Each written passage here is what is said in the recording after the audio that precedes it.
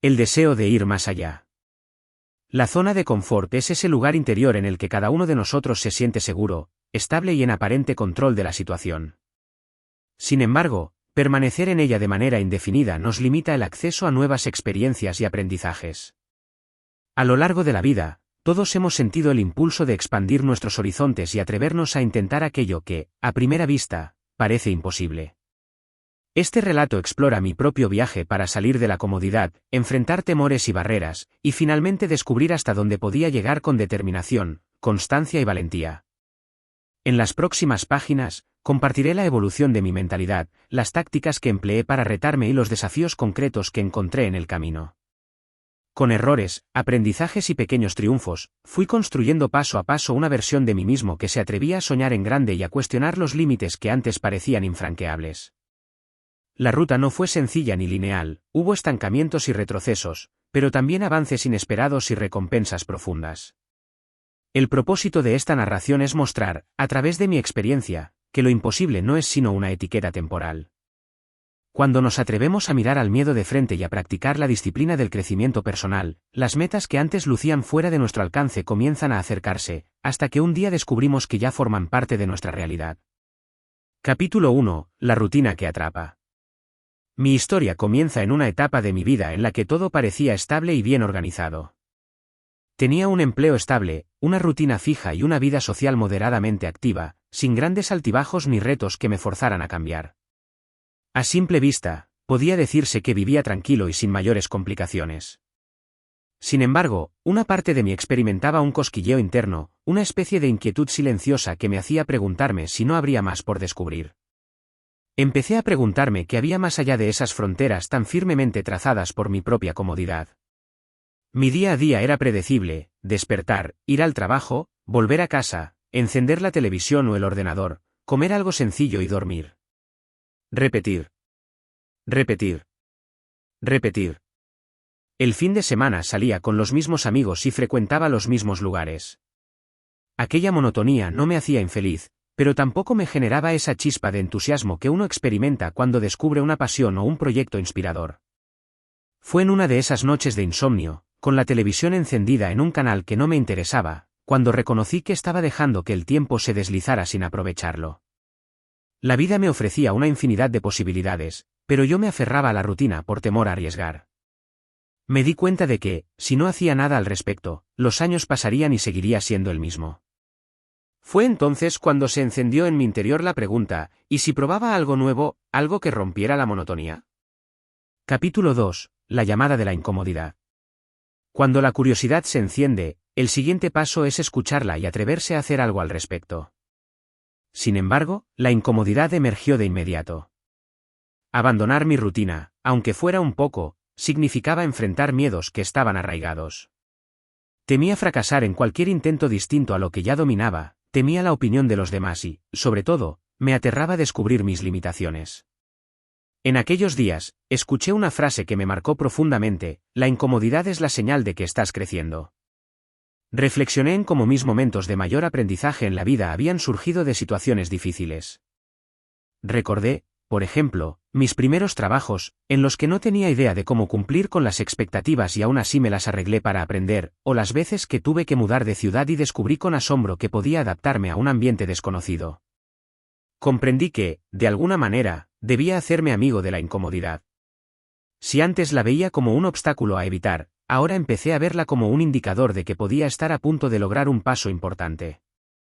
Ponerme en escenarios nuevos, retadores y hasta un poco intimidantes, con el tiempo, podía traerme habilidades y conocimientos que de otro modo nunca adquiriría.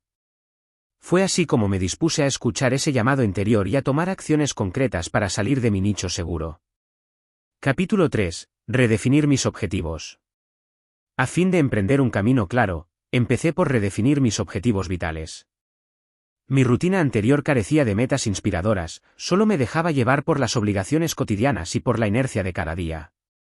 Decidí, entonces, que la primera gran tarea sería darme el tiempo de pensar qué quería, por qué lo quería y cómo podía hacer para conseguirlo.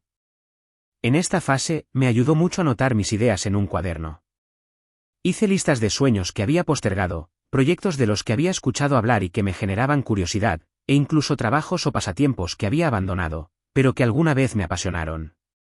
Al ver todo eso plasmado en papel, sentí un impulso de energía, como si de pronto tuviera un repertorio infinito de posibilidades al alcance de la mano.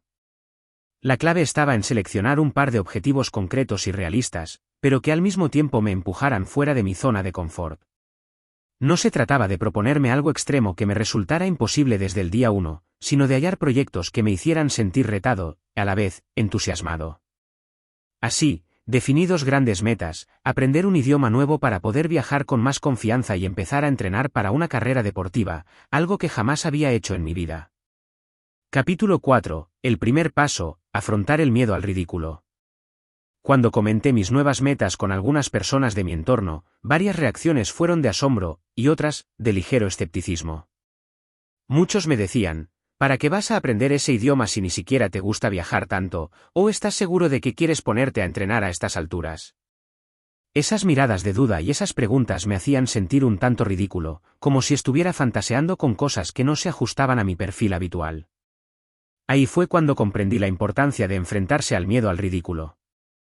Normalmente, nos preocupa cómo nos ven los demás y tememos que se burlen de nosotros o que nos consideren poco capaces. Esa visión externa puede disuadirnos de perseguir metas que nos provocan genuina ilusión. Sin embargo, si uno se deja llevar por esas opiniones, nunca avanza. Decidí que prefería arriesgarme a quedar en ridículo que quedarme con la duda de lo que podría haber logrado. De modo que tomé ese primer paso. Me inscribí en un curso básico del idioma que había elegido y pagué una inscripción para participar en una carrera de 5 kilómetros que se realizaría en unos meses. Poner fechas y pagar inscripciones me sirvió como un compromiso real. Ya no podía echarme atrás sin perder dinero y sin sentirme defraudado conmigo mismo. Capítulo 5. La importancia de un entorno de apoyo. En este punto, me di cuenta de que no tenía por qué recorrer el camino en soledad. El entorno que nos rodea puede ser un poderoso aliado o un obstáculo que nos frena. Por fortuna, descubrí que había personas cercanas dispuestas a acompañarme, ya fuera compartiendo experiencias, animándome en mis progresos o simplemente escuchando mis inquietudes. Con el idioma, contacté a un amigo que era nativo en esa lengua y le pedí que nos juntáramos un par de veces al mes para practicar conversación. Con la carrera, me uní a un grupo de corredores novatos, donde cada cual tenía su objetivo: unos querían bajar de peso, otros pretendían mejorar su tiempo y otros, como yo, buscaban una meta personal que rompiera con su vida sedentaria. La clave de este entorno de apoyo fue la motivación colectiva. Nos dábamos consejos, nos corregíamos mutuamente, y sobre todo, nos celebrábamos los logros, por pequeños que fueran. Si uno de nosotros lograba correr 1 kilómetro extra o si alguien aprendía una nueva regla gramatical sin confusiones, lo festejábamos. Ese ambiente de camaradería resultó un combustible esencial para no rendirme a mitad de camino. Capítulo 6. Trabajar con la duda interna. Por cada paso que daba adelante, aparecía la duda interna para recordarme que quizá no era tan fácil como imaginaba. Me preguntaba: ¿realmente podrás aprender a hablar fluidamente a tu edad? ¿O quién te crees que eres para terminar esa carrera deportiva si nunca corriste ni en la escuela? Esas dudas actuaban como voces internas que me invitaban a volver a mi nicho de comodidad y renunciar antes de intentarlo en serio. Para gestionar esas dudas, decidí escribirlas en un diario. Cada vez que sentía que mi mente se inundaba de pensamientos negativos, los pasaba al papel. Después, intentaba responderlos de forma más objetiva y comprensiva. Si la duda era ¿y si haces el ridículo el día de la carrera?, mi respuesta podía ser: si lo hago, aprenderé de la experiencia. Además, nadie se burlará de alguien que está haciendo un esfuerzo honesto. Y si lo hacen, ese es su problema, no el mío. Con este ejercicio, fui desmantelando poco a poco los miedos que me frenaban. Descubrí que la mayoría eran suposiciones sin base sólida. Me di cuenta de que lo peor que podía pasar no era tan terrible como lo imaginaba, y que mi enfoque debía ser aprender y mejorar, no ganar una competencia o ser perfectamente fluido en el idioma a la primera. Capítulo 7. Creando hábitos de crecimiento. Para alcanzar metas que exigen salir de la zona de confort, la disciplina y la constancia son determinantes. Esto no sucede de la noche a la mañana, exige un compromiso diario que se traduzca en hábitos concretos. Con el idioma, establecí un horario para estudiar media hora cada día y practicar un vocabulario mínimo de 10 palabras. Con la carrera, decidí correr al menos 3 veces por semana, independientemente del clima o mi estado de ánimo. Crear estos hábitos me ayudó a estructurar mi tiempo de manera más consciente. Ya no improvisaba, sino que tenía un plan claro y medible. Cada vez que cumplía con mi sesión diaria de estudio o con mis entrenamientos semanales, me daba una pequeña recompensa, algo que me hiciera sentir bien, un baño caliente, un rato de lectura o una merienda especial. El objetivo era asociar la disciplina con sensaciones positivas, para no verla como un castigo, sino como un camino para obtener resultados que me llenaban de ilusión. Con el paso de los días, empecé a notar progresos. De tener que repasar constantemente los mismos saludos y frases básicas en el nuevo idioma, pasé a comprender pequeños diálogos en películas o series. De sentir que me ahogaba después de 500 metros corriendo, evolucioné hasta poder aguantar 2 kilómetros sin pausa.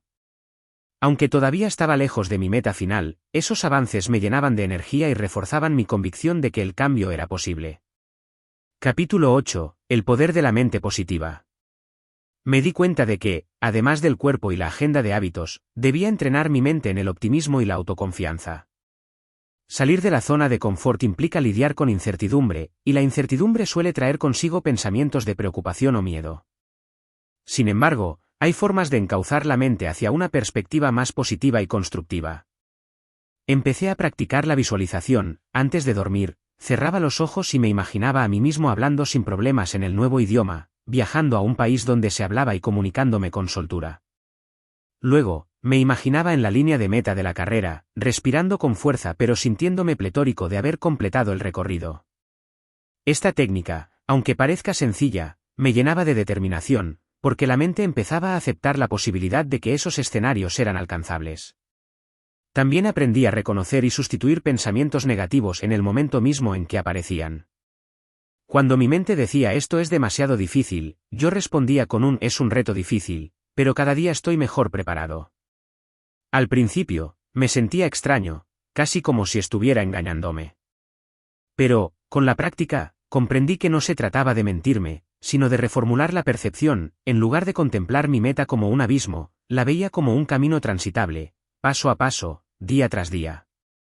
Capítulo 9. Superando los ojos ajenos. Cuando uno empieza a cambiar, a salirse de lo de siempre, mucha gente alrededor reacciona de formas diversas. Algunos se muestran inspirados y te dan su apoyo incondicional, otros se mantienen indiferentes y algunos, incluso, tienden a criticar o a burlarse. Aprendí que, en ese proceso, era importante distinguir cuál era mi verdadero objetivo y no dejarme llevar por la opinión de terceros. La presión social puede llevarnos a creer que necesitamos aprobación para cada paso que damos. Pero la realidad es que no todos van a entender nuestras motivaciones. En mi caso, algunas personas se burlaban amistosamente de mis estudios del idioma o de mi obsesión por entrenar, diciendo que en algún momento lo abandonaría todo. Al principio, me molestaba. Después, me di cuenta de que muchos de esos comentarios podían venir del desconocimiento o de la inseguridad de los demás, más que de un deseo real de hacerme daño. Para sobrellevarlo, me repetía que este viaje era mío, no de ellos. Y que si a mí me emocionaba la idea de aprender y de correr, no necesitaba la validación o el entendimiento pleno del mundo entero. Me aferré a quienes sí creían en mi proceso y me sentí libre de continuar, sin la carga excesiva de querer complacer a todos o de ajustarme a sus expectativas. Capítulo 10. La fiesta de los pequeños logros. Uno de los aprendizajes más valiosos fue la importancia de celebrar cada logro, por pequeño que pareciera.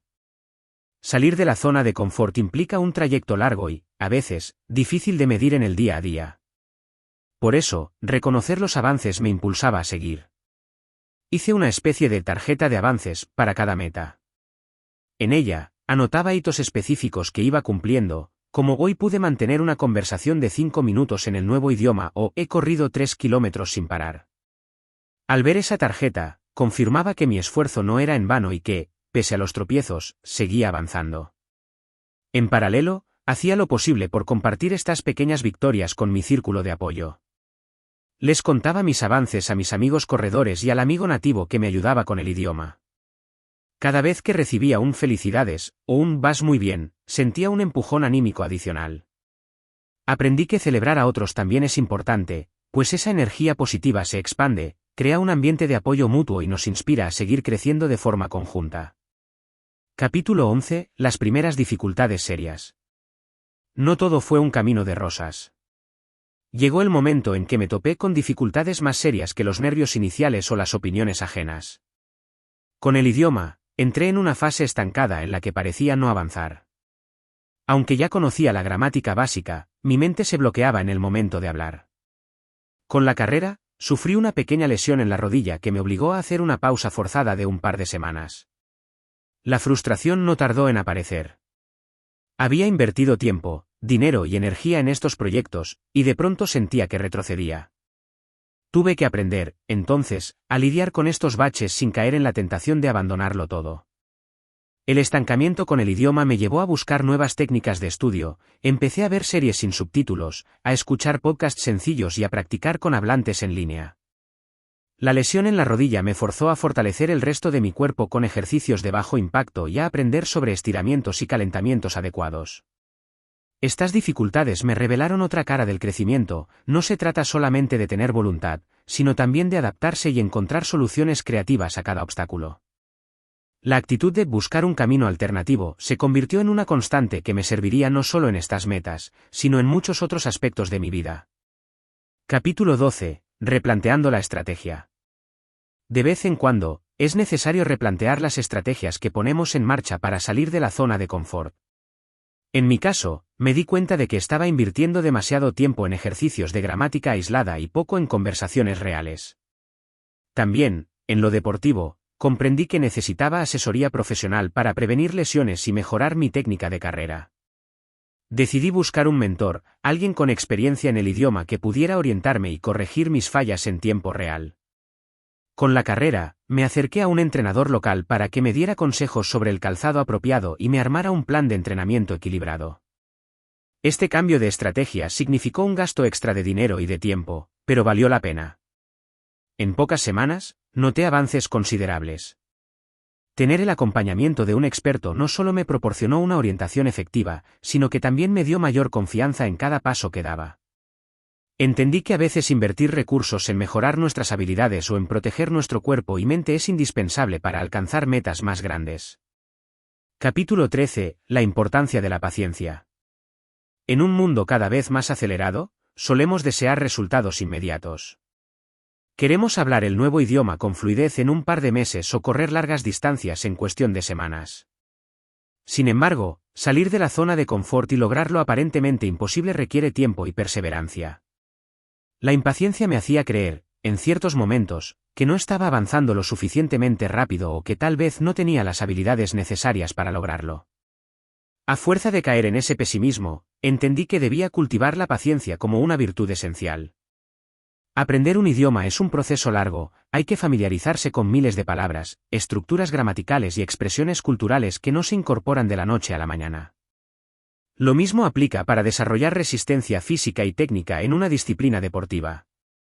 La paciencia se convirtió en mi aliada cuando recordaba que cada día de práctica, aunque no notara avances visibles, aportaba un ladrillo más en los cimientos de mi objetivo. Visualizar mi meta final, conversar libremente y cruzar la meta de la carrera, me devolvía la motivación cuando sentía que estaba en un tramo demasiado largo del camino. Capítulo 14. Pequeños triunfos, gran impacto. Llegó el día en que, sin darme cuenta, estaba participando en conversaciones más fluidas en el idioma que había elegido. Todavía hacía errores, pero me atrevía a hablar y a expresarme, y lo mejor, era capaz de entender lo que me decían. Con la carrera, tras superar la lesión y retomar el entrenamiento, pude completar distancias cada vez mayores sin agotarme tanto. Noté que cada pequeño triunfo tenía un impacto desproporcionado en mi confianza. No se trataba de logros gigantescos, pero marcaron un antes y un después en mi autopercepción. Esa confianza se empezó a filtrar en otros ámbitos de mi vida, me atrevía a proponer ideas en el trabajo, a relacionarme con personas nuevas y a probar actividades que antes descartaba por miedo al fracaso.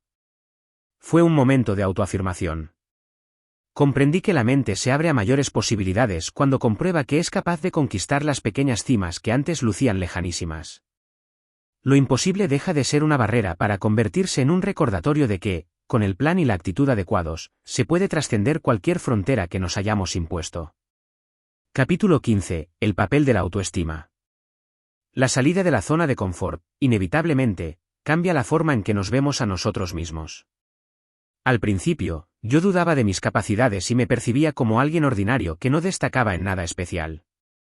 Sin embargo, los progresos, por más lentos que fueran, y los nuevos desafíos superados empezaron a fortalecer mi autoestima. No se trata de creer que de pronto somos invencibles, sino de reconocer que la determinación y el esfuerzo constante generan resultados palpables. Este reconocimiento se tradujo en un mayor aprecio por mí mismo y en la capacidad de validarme sin necesitar tanto la aprobación externa.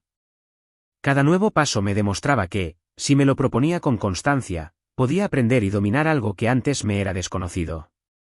La autoestima renovada me permitió abandonar hábitos de autocrítica severa que cargaba desde hacía años. Empecé a tratarme con más amabilidad y comprensión, a entender que errar era parte de aprender. Ya no me etiquetaba rápidamente de incapaz o torpe ante los fracasos. En su lugar, veía cada tropiezo como un peldaño adicional en mi desarrollo personal. Capítulo 16. Equilibrar la autoexigencia. A medida que ganaba confianza, tuve que enfrentar un nuevo problema, la sobreexigencia. Sentía que, puesto que ya había avanzado bastante, debía empujarme todavía más y, por ende, empecé a ponerme metas demasiado agresivas. Quería dominar aspectos avanzados del idioma en muy poco tiempo y entrenar tan intensamente que ponía en riesgo otra vez mi salud física. Aprendí, de manera un tanto amarga, que el equilibrio es indispensable. Si uno se exige en exceso, puede perder la motivación o incluso lesionarse física o emocionalmente. Tuve que detenerme y reflexionar sobre la línea delgada entre el desafío constructivo y la autoexigencia destructiva. Implementé días de descanso tanto en mi entrenamiento físico como en mi estudio. En lugar de sentir culpa por no hacer nada durante esos días, los valoraba como periodos de recuperación y consolidación del aprendizaje. El resultado fue una mejora en mi rendimiento y un estado mental más relajado, que me permitió seguir avanzando sin quemarme en el intento. Capítulo 17. Superando el temor a la visibilidad. Otro aspecto crucial de salir de la zona de confort fue aprender a gestionar la visibilidad. Cuando uno persigue metas inusuales o se atreve a mostrarse de manera distinta a lo habitual, se vuelve más visible ante los ojos de los demás.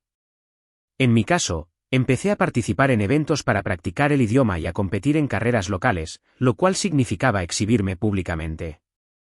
Este temor a la visibilidad me hacía preguntarme si estaba listo para enfrentar la evaluación o los comentarios de la gente, incluso de desconocidos. No obstante, me di cuenta de que, si me escondía, privaba a mi esfuerzo de la oportunidad de florecer por completo. Participar en eventos y competencias era la culminación natural de mi entrenamiento. La primera vez que fui a una reunión de intercambio lingüístico, sentí vértigo al tener que hablar en voz alta frente a desconocidos. Sin embargo, fue una experiencia enriquecedora, pude practicar directamente y conocer a gente con intereses similares. Igualmente, en las carreras, el ambiente era mucho más amigable de lo que imaginaba, no había juicios ni burlas, solo un espíritu general de superación y compañerismo.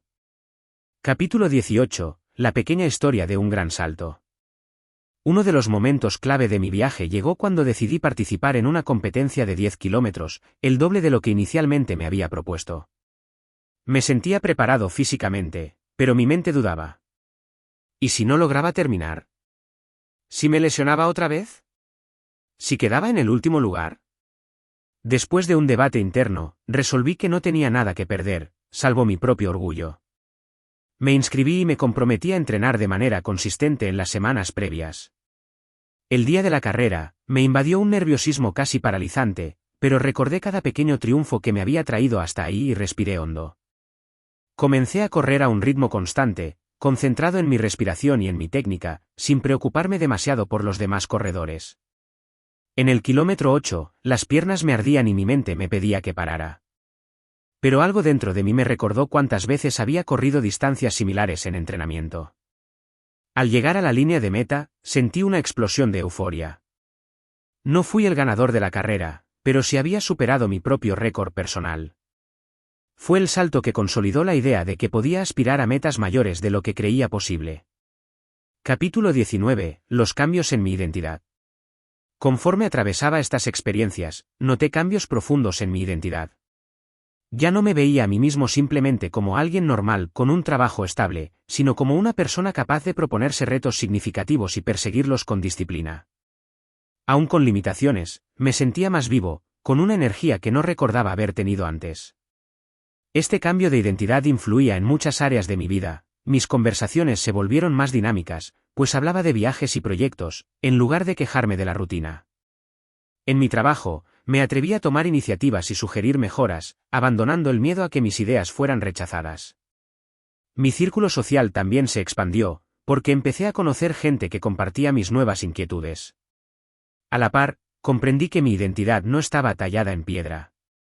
A veces, adoptamos etiquetas, como tímido, perezoso, miedoso, y las cargamos por años sin cuestionar si realmente nos definen. Con cada logro, reforcé la idea de que podía ser mucho más de lo que creía, y que mi propio concepto de mí mismo se redefine constantemente al probar cosas nuevas. Capítulo 20. Cómo el fracaso se convirtió en una herramienta. En el camino, también hubo fracasos notables. Me presenté a un examen de certificación del idioma y no aprobé por muy poco. Fue un golpe duro a mi confianza, pues había invertido bastantes horas de estudio y dinero en la preparación. Sentí el impulso de rendirme y pensar, tal vez esto no es para mí. Sin embargo, ese tropiezo me llevó a revisar minuciosamente qué había fallado. Me di cuenta de que mis habilidades de escucha eran insuficientes y que me faltaba vocabulario en ciertas áreas. De haberse dado la casualidad de aprobar por un margen muy estrecho, tal vez nunca habría detectado esas debilidades. Aprender de ese fracaso me obligó a reorganizar mi método de estudio, a buscar más conversaciones reales y a exponerme a situaciones cotidianas del idioma. Esta experiencia me enseñó que el fracaso podía ser una herramienta valiosa. Ya no lo veía como un enemigo, sino como un maestro que me indicaba dónde apuntar mi energía. Aceptar el fracaso como parte natural de un proceso ambicioso me hizo más humilde, pero también me dio la valentía de volver a intentarlo con más estrategia y mejor preparación. Capítulo 21. La motivación que va y viene. A lo largo de este viaje, la motivación era un recurso fluctuante. Había días en que me sentía imparable, soñando con todo lo que podía lograr, en otros, me costaba levantarme de la cama para entrenar o abrir el libro de vocabulario.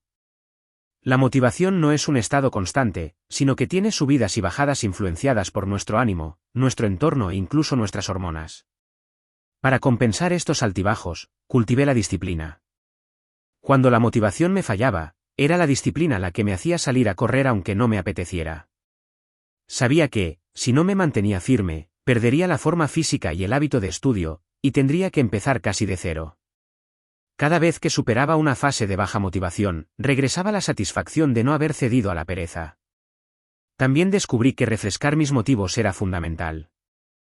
Recordar por qué quería hablar ese idioma, para comunicarme con personas de otra cultura, para poder viajar y entender su mundo, me reinyectaba ilusión. Lo mismo pasaba con la carrera, pensar en la sensación de libertad al correr y en la meta que me había propuesto, me devolvía las ganas de entrenar. Capítulo 22. Ampliando la visión del futuro. El ser humano crece en espiral. Cuando sales de una zona de confort y adquieres nuevas habilidades, a menudo descubres que hay otras metas aún más desafiantes. Tras un tiempo, me hallé pensando en horizontes que antes consideraba imposibles. ¿Podría vivir un tiempo en el extranjero para perfeccionar el idioma? ¿Podría correr incluso medias maratones o maratones completas en el futuro? Estas ideas no surgieron de la noche a la mañana, sino como consecuencia natural de mis logros previos. Sentí que se abría ante mí un abanico de posibilidades. Y eso me llenó de emoción, pero también de una especie de vértigo. Si antes me costó tanto salir de mi rutina, ¿estaba listo para ir todavía más lejos? Poco a poco, entendí que, habiendo probado las mieles y los sinsabores del crecimiento, ya no me conformaría con menos. No necesitaba, por supuesto, lanzarme sin criterio a desafíos inalcanzables. Pero sí mantener la llama de la exploración, de la curiosidad y de la autoconfianza. Ampliar mi visión de futuro me recordó que la vida es un camino de constante descubrimiento. Capítulo 23. La influencia sobre los demás. Sin darme cuenta, mi propio proceso empezó a influir en algunas personas de mi entorno. Amigos que antes se mofaban de mis proyectos, ahora me preguntaban cómo estaba progresando o qué consejos podía darles para iniciar un reto parecido. Otros, al ver mi constancia, decidieron apuntarse a grupos de entrenamiento o a clases de idiomas. Comprendí que, al atrevernos a salir de nuestra zona de confort, podemos inspirar a otros sin siquiera proponérnoslo. Ver a alguien cercano lograr algo que parecía difícil abre la puerta mental de quienes piensan que eso es imposible para mí. Y, Aunque me incomodaba la idea de que me vieran como un ejemplo, me gustaba la sensación de saber que mi experiencia podía motivar a otros a romper sus propias barreras. La influencia que generamos puede ser positiva si la manejamos con humildad. Procuré no alardear de mis avances ni dar sermones de superación a quienes no lo pedían. Más bien, mantenía mi compromiso a la vista de los demás, y si surgía la pregunta o la curiosidad, compartía mi perspectiva con total honestidad, incluyendo las dificultades y los fracasos del camino. Capítulo 24. El rol de la mente en el dolor y el esfuerzo. Mientras entrenaba para mayores distancias en el running y profundizaba en la práctica del idioma, noté cuán relevante es la mente para manejar el dolor y el esfuerzo. En el caso de la carrera, había momentos en que mi cuerpo pedía descanso a gritos, pero mi mente decidía continuar, argumentando que todavía tenía energías de reserva. Algo similar sucedía al estudiar gramática o vocabulario avanzado. Mi mente se cansaba, me decía que no podía procesar más información, pero si me tomaba un breve descanso y luego volvía con determinación, notaba que era posible seguir avanzando. Aprendí técnicas de respiración y relajación que me ayudaron en los picos de fatiga. Una de ellas consistía en inhalar contando hasta 4, retener el aire unos instantes y exhalar contando hasta 6, prolongando la salida del aire para relajar el ritmo cardíaco. Al aplicar esto en medio de un entrenamiento duro, mi ritmo se estabilizaba y ganaba un segundo aire. Al estudiar, usaba la técnica Pomodoro, que segmenta el tiempo de trabajo en bloques con pausas cortas, maximizando la concentración. Capítulo 25. El estreno en el extranjero. Después de varios meses de práctica intensa del idioma, se presentó la oportunidad de viajar a un país donde se hablaba la lengua que estaba aprendiendo. Era por motivos de trabajo, un corto viaje de una semana, pero era el momento perfecto para poner a prueba todo lo aprendido. Mis nervios estaban a flor de piel. Por un lado, me emocionaba vivir la experiencia real de comunicarme con nativos en su propio entorno. Por otro lado, temía hacer el ridículo, no entender nada o quedarme en blanco en medio de una conversación. Sin embargo, recordé todo el camino recorrido y la filosofía que me había guiado. Era preferible intentarlo a quedarme en la burbuja de la comodidad. Al llegar, pasé las primeras horas adaptándome. Sentía la adrenalina de leer rótulos en las calles, de pedir comida en restaurantes y de entender al menos la esencia de las conversaciones a mi alrededor. No todo fue perfecto, pero cada vez que lograba expresar mis ideas y la gente me entendía, me invadía un orgullo tremendo. Ese viaje confirmó que todo mi esfuerzo valía la pena y me animó a seguir perfeccionándome. Capítulo 26. La trampa de la autosuficiencia excesiva. Un elemento que descubrí en esta fase fue el peligro de creer que uno se basta a sí mismo para todo. Al sentirme más capaz y confiado, comencé a pensar que podía prescindir del apoyo de los demás y hacerlo todo por mi cuenta. Con el tiempo, esto empezó a aislarme, a generarme una falsa sensación de superioridad y a desconectarme de la comunidad que antes me había apoyado. Reflexioné y comprendí que, aunque es fantástico desarrollar autonomía, es igual de importante seguir abriendo espacio a la colaboración, la humildad y la solidaridad. Recordé cómo había comenzado, rodeado de compañeros de práctica, recibiendo consejos de un amigo nativo y luego de un entrenador. Esa sinergia había sido crucial para mi crecimiento. Aprendí a equilibrar mi independencia con la apertura hacia los demás. Continué participando en grupos y foros de estudio, en carreras y actividades grupales, pero también cultivando mis espacios de trabajo individual. Al hacerlo, no solo seguí creciendo, sino que me mantuve con los pies en la tierra, consciente de que la ayuda mutua enriquece la experiencia y abre puertas que la soledad a veces cierra. Capítulo 27. Los espejismos del éxito. Cuando uno comienza a cosechar logros, es fácil caer en la trampa de los espejismos del éxito, pensar que ya no se necesita seguir aprendiendo o que se ha llegado a lo más alto. Un día me sorprendí a mí mismo presumiendo de mi nivel de idioma ante un conocido que apenas iniciaba sus estudios. Esa actitud, que me era ajena en un principio, indicaba que estaba confiándome demasiado. Al reflexionar, me di cuenta de que, en realidad, seguir aprendiendo es un viaje sin final. Aunque ya me desenvolviera decentemente en conversaciones cotidianas, quedaban océanos de vocabulario, matices culturales y expresiones más profundas por descubrir. Lo mismo con la carrera, aunque ya había probado distancias mayores, seguía habiendo retos como mejorar mi marca o probar terrenos diferentes. Para no estancarme, empecé a buscar nuevas metas que implicaran seguir avanzando sin perder la humildad. Si mi dominio del idioma estaba en un nivel intermedio, ¿por qué no enfocarme en leer literatura local y analizarla en grupos de lectura? Y si en las carreras me sentía en buena forma, ¿por qué no aventurarme a correr con fines benéficos o en territorios de senderismo que me apasionaran? Así aprendí a no tomar el éxito como un destino final, sino como un peldaño que me permitía subir aún más. Capítulo 28. El poder de la reflexión constante. A lo largo de todo este proceso, la reflexión constante fue mi guía. Cada cierto tiempo, me detenía a evaluar mis avances, mis errores y mis planes a futuro. Sin esta práctica, es fácil perder la dirección o caer en rutinas improductivas. En mis diarios, registraba lo que funcionaba y lo que no. Anotaba cómo me sentía tras cada entrenamiento o cada sesión de estudio, destacando tanto lo positivo como lo negativo. Ese ejercicio de honestidad conmigo mismo me libraba de autoengaños. A veces, reconocía que estaba haciendo las cosas por inercia en vez de con motivación real, otras veces, descubría que mi cuerpo me pedía un cambio de ritmo o de método. La reflexión me permitió ajustar y refinar mi camino. Por ejemplo, después de un mes de sentir estancamiento, revisaba mis horarios y métodos de estudio y añadía un componente lúdico, juegos de mesa o aplicaciones interactivas en el idioma meta. De igual forma, en la parte deportiva, experimentaba con nuevas rutas y métodos de entrenamiento para no caer en la monotonía y mantener vivo el interés. Capítulo 29. Integrar el aprendizaje a la vida diaria. Un consejo que recibí de un mentor fue integrar el aprendizaje a mi vida cotidiana para que no se sintiera como una carga aislada. Tomé la costumbre de escuchar música y podcast en el idioma que aprendía mientras hacía labores del hogar o iba de camino al trabajo. En cuanto a la carrera, integré ejercicios de estiramiento en pausas activas durante la jornada laboral, evitando así una vida demasiado sedentaria. Este enfoque de integración me hizo sentir que no vivía dos vidas separadas, la rutina y el entrenamiento/estudio, sino que todo fluía de manera más orgánica. Aprender se convirtió en parte de mi día, no en algo que tenía que sufrir o tolerar tras mis labores cotidianas. Y lo mismo con cuidar mi cuerpo para correr, no lo veía como un sacrificio, sino como un estilo de vida. La magia de esta integración fue que mis progresos se aceleraron. Cuanto más me exponía al idioma en contextos reales, más familiar y natural se volvía para mí. Y cuanto más cuidaba mi cuerpo, incluso fuera de los entrenamientos formales, mejor me sentía a la hora de correr largas distancias. Capítulo 30. Los encuentros con el miedo. Salir de la zona de confort no erradica el miedo, simplemente nos enseña a convivir con él de forma más constructiva.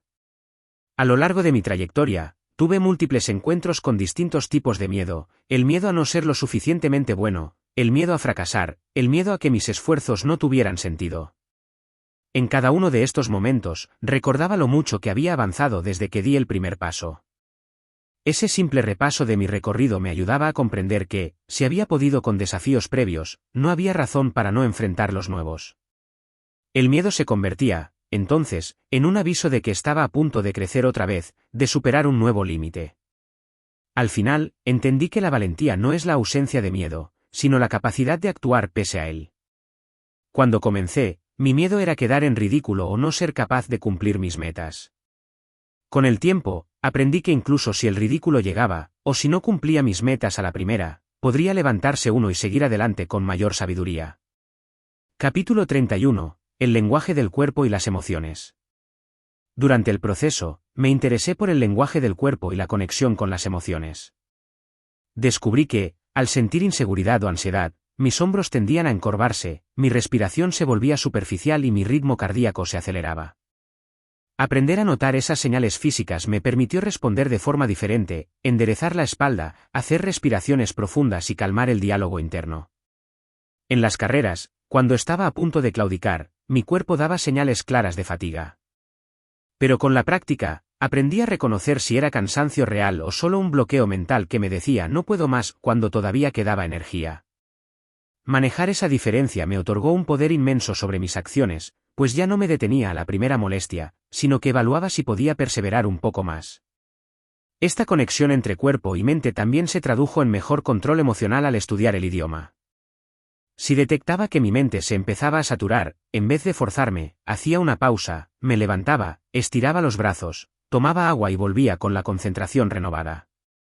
Aprender a escuchar al cuerpo se convirtió en una herramienta vital para progresar de forma sostenible y no caer en el agotamiento o la frustración. Capítulo 32. La comparación con los demás. Un error en el que incurrí más de una vez fue compararme con gente que llevaba años estudiando el idioma o con corredores experimentados que hacían marcas impresionantes. Esa comparación injusta solo me traía desánimo, porque sentía que mis progresos eran minúsculos en comparación con los de ellos. Tuve que recordarme que cada persona tiene su propio ritmo, su contexto y su historia.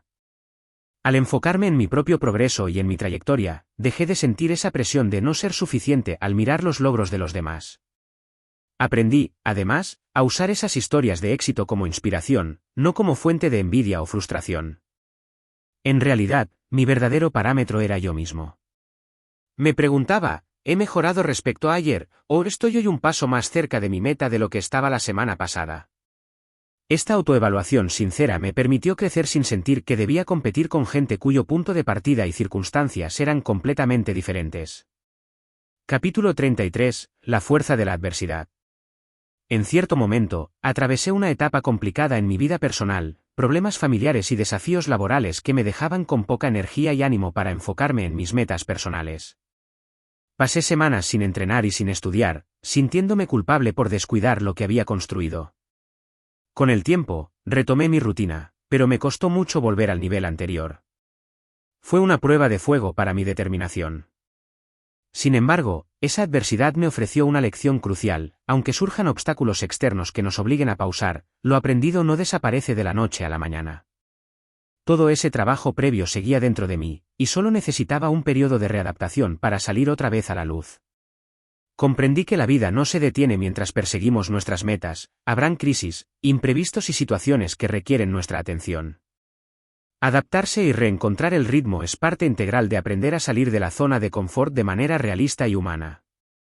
Nadie puede estar al 100% todo el tiempo, y aceptar esos baches con paciencia es también un signo de madurez y fortaleza. Capítulo 34. Lo que significa alcanzar lo imposible. Conforme avanzaba, empecé a reflexionar sobre la noción de lo imposible. ¿Realmente había algo imposible en mi trayectoria? Al principio, me parecía imposible hablar un segundo idioma con soltura o completar competencias deportivas de cierta envergadura. Sin embargo, con esfuerzo constante, determinación y el manejo adecuado de mis miedos, esas metas se habían convertido en algo alcanzable. Esto me llevó a cuestionar cuántas otras cosas había etiquetado como imposibles a lo largo de mi vida: proyectos creativos, aspiraciones profesionales, cambios radicales de estilo de vida. ¿Cuántas puertas me había cerrado yo mismo con la excusa de eso no es para mí? Alcanzar lo imposible no significa que ahora crea que todo es fácil. Significa, más bien, reconocer que tenemos un potencial mayor del que imaginamos y que, al romper esquemas y perseverar, podemos superar límites que creíamos inamovibles. Lo imposible, al final, puede ser simplemente aquello que no hemos intentado lo suficiente o de la manera adecuada. Capítulo 35. La transformación del yo. En esta etapa, me miré al espejo y vi que, además de los cambios físicos, estaba más en forma, con mayor resistencia, notaba una transformación profunda en mi forma de ser. Era más seguro, más abierto a nuevas experiencias y más tolerante ante los errores, tanto míos como de los demás. Mi yo interno había evolucionado, de una persona que buscaba la estabilidad ante todo, pasé a alguien que encontraba placer en los desafíos y la exploración de nuevos horizontes. Reconocí que la zona de confort sigue ahí, y es necesaria en ciertos momentos para descansar y recargar fuerzas, pero no necesito vivir anclado en ella permanentemente. Esta transformación me enseñó también el valor de la gratitud. Sentía un inmenso agradecimiento hacia todas las circunstancias que me habían empujado o apoyado, y hacia mí mismo, por no rendirme. Aquel impulso que surgió en una noche de insomnio se había materializado en una vida más plena y apasionante. Capítulo 36. Proyectando hacia el futuro. Cuando alcancé algunas de mis metas iniciales, la fluidez básica en el idioma y la culminación de carreras de mayor distancia, empecé a preguntarme cuáles serían mis siguientes pasos. ¿Debería continuar profundizando en el idioma, apuntar a un tercer idioma o cambiar de rumbo y explorar otros campos? ¿Debería entrenar para una media maratón o explorar algún otro deporte? La respuesta que encontré fue que, mientras mantuviera vivo ese espíritu de curiosidad y mejora continua, cualquier camino que eligiera sería válido. No era obligatorio seguir escalando más y más hasta el infinito en la misma dirección. Lo importante era que me sintiera retado e ilusionado con lo que hacía. Así, proyecté nuevos viajes, talleres culturales, y comencé a coquetear con la idea de escribir sobre mis experiencias, pues la escritura siempre me había llamado la atención. Abrí la posibilidad de compartir mis aprendizajes con otros, tal vez dictando charlas o talleres, para demostrar que todos podemos superarnos cuando así lo decidimos. Capítulo 37. Cerrando círculos y abriendo otros. Llegó el día en que presenté de nuevo el examen de certificación del idioma. Esta vez, aprobé con buena nota. No solo sentí orgullo por el resultado en sí, sino por el simbolismo, era un círculo que se cerraba. El fracaso anterior me había enseñado lecciones valiosas, y ahora llegaba el reconocimiento oficial de mi progreso. Pero, como en todo proceso, cerrar un círculo abre las puertas a otros. Con el aprendizaje del idioma más consolidado, seguí sumando vocabulario y explorando expresiones más avanzadas, y me empecé a acercar a lecturas y películas más complejas. Asimismo, en el plano deportivo, me aventuré a probar un medio maratón, y aunque fue durísimo, logré completarlo. Al final, comprendí que siempre estamos en uno de estos dos estados, cerrando círculos que indican la culminación de un proceso o abriendo otros que nos llevan a nuevos desafíos. La vida, así, se vuelve una danza constante de inicios y finales, todos entrelazados con la intención de expandir nuestras fronteras interiores. Capítulo 38. Compartir la experiencia. Sentí la necesidad de compartir con otros lo que había vivido, no por vanidad, sino por la convicción de que mi historia podía inspirar a quienes se sintieran atrapados en la monotonía o en el miedo al cambio. Empecé a escribir un blog sencillo donde relataba mis avances, mis tropiezos y mis reflexiones. Lo hacía con el tono más honesto posible, sin disfrazar las dificultades ni magnificar los logros. La respuesta fue sorprendente, personas que ni siquiera conocía me escribían para agradecerme por motivarlos a dar sus primeros pasos. Algunos se animaron a estudiar un idioma, a inscribirse en una carrera o a retomar pasiones que habían aparcado. Sentí la fuerza de la empatía, ese poder de la palabra que nos conecta como seres humanos en procesos similares de superación. Compartir la experiencia reforzó, a su vez, mi sentido de responsabilidad. Ya no quería rendirme cuando aparecían obstáculos, porque sabía que, de alguna manera, había gente siguiendo mis pasos o mirándome como un ejemplo de perseverancia. Aclaré que yo no era ningún gurú infalible, pero sí alguien que creía profundamente en la capacidad de cada persona para transformarse. Capítulo 39. El cambio permanente. Llegados a este punto, lo que empezó como un deseo de sacudir mi rutina se había convertido en un estilo de vida orientado al crecimiento.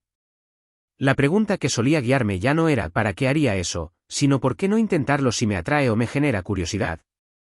Esa mentalidad me llevó a probar actividades artísticas, viajes distintos, lecturas desafiantes y conversaciones profundas con gente muy diferente a mí.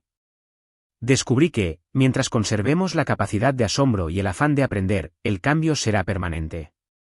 No significa estar en una agitación constante ni vivir en un frenesí de metas, sino en una búsqueda equilibrada de aquello que nos aporte aprendizaje y plenitud. De vez en cuando, regresaba a mi zona de confort para descansar, pero ya no me quedaba ahí por miedo, sino por elección consciente. El cambio permanente también me ayudó a soltar la necesidad de controlar todo. Entendí que la vida presenta variables impredecibles y que lo mejor que podemos hacer es prepararnos y adaptarnos con la mayor flexibilidad posible. Ser un eterno aprendiz se convirtió en mi filosofía, y la encontraba liberadora en lugar de abrumadora.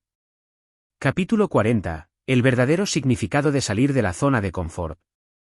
Al mirar en retrospectiva, comprendí que salir de la zona de confort no se limita a la acción puntual de emprender algo nuevo, sino a la actitud diaria de cuestionar los límites mentales que nos imponemos. Las metas del idioma y la carrera fueron el detonante inicial, pero el verdadero cambio ocurrió en mi modo de relacionarme con el miedo, la disciplina, el fracaso y la determinación. Quizás el mayor aprendizaje es que la zona de confort es una construcción interna. Podemos tener comodidades exteriores y aún así atrevernos a aventurarnos en desafíos que expandan nuestras capacidades. O, por el contrario, podemos vivir en entornos complicados y limitarnos a lo que conocemos, sin buscar nuevos horizontes. La diferencia radica en la decisión consciente de no permitir que sea el temor quien dicte nuestro día a día. Salir de la zona de confort y alcanzar lo imposible es, en últimas, un camino de autodescubrimiento. Nos revela quiénes somos en esencia, cuáles son nuestras fortalezas y debilidades, y hasta dónde estamos dispuestos a llegar para materializar nuestros sueños. Y al final, lo que realmente importa no es la meta puntual que alcancemos, sino la persona en la que nos convertimos al atrevernos a caminar más allá de lo que creíamos posible. Capítulo 41. Reafirmando el liderazgo personal. Un efecto secundario de este proceso fue el desarrollo de un liderazgo personal. Antes, me veía como alguien que prefería seguir instrucciones y evitar situaciones de responsabilidad alta. Sin embargo, al afrontar mis retos, asumí el mando de mi propia vida, decidí qué estudiar, cómo entrenar, a dónde viajar o en qué tipo de carreras participar. Esa autonomía me demostró que el liderazgo no consiste en mandar a otros, sino en ser el capitán de nuestro propio barco. Se refleja en la capacidad de tomar decisiones, de asumir las consecuencias y de mantener la motivación, sobre todo cuando las aguas se agitan.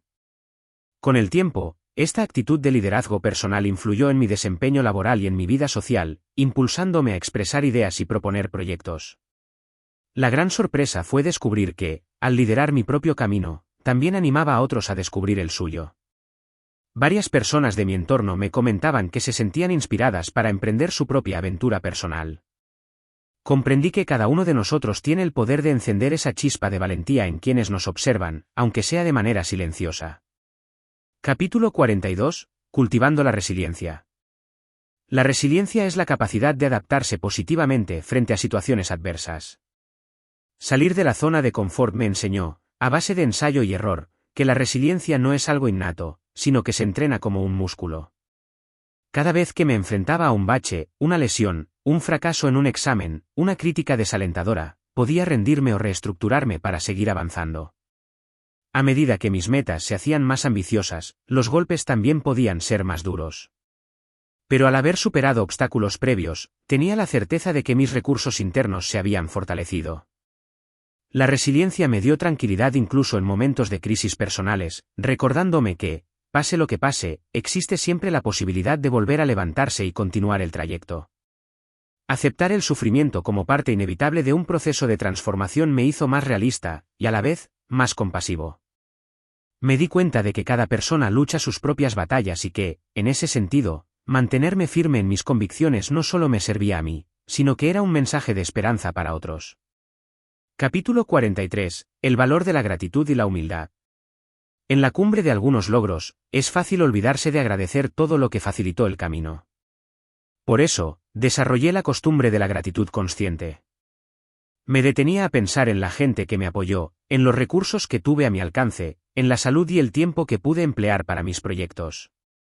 Reconocer mi suerte en esos aspectos me llenó de humildad.